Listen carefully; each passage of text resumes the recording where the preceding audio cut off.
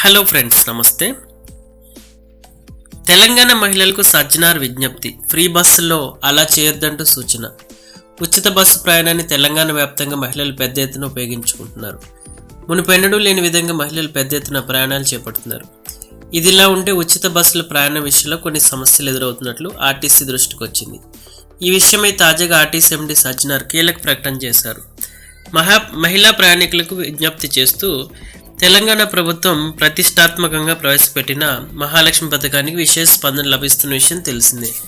తెలంగాణ వ్యాప్తంగా మహిళలకు పల్లె వెలుగు, ఎక్స్ప్రెస్ బస్సుల్లో తెలంగాణ ప్రభుత్వం ఉచిత బస్సు సదుపాయాన్ని అందిస్తుంది. ఈ నెల 9వ తేదీ నుంచి ఈ పథకాన్ని అమల్లోకి తీసుకొచ్చింది. ఉచిత బస్సు ప్రయాణాన్ని తెలంగాణ వ్యాప్తంగా మహిళలు పెద్ద ఎత్తున ఉపయోగించుకుంటున్నారు.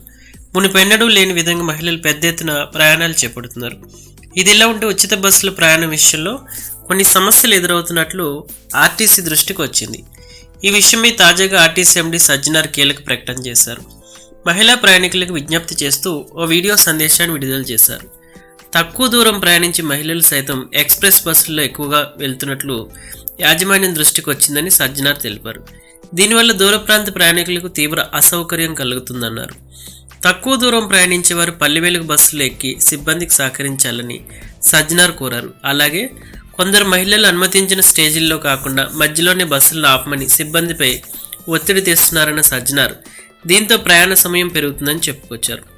ఇకపై ఎక్స్ప్రెస్ బస్సులు కేవలం అనుమతించిన స్టేజీలోనే ఆపుతామని ఆయన తేల్చి చెప్పారు. దూర ప్రాంత ప్రయాణికులకు ప్రాధాన్యత ఇచ్చి సిబ్బందికి సహకరించాలని సజ్జనార్ కోరారు.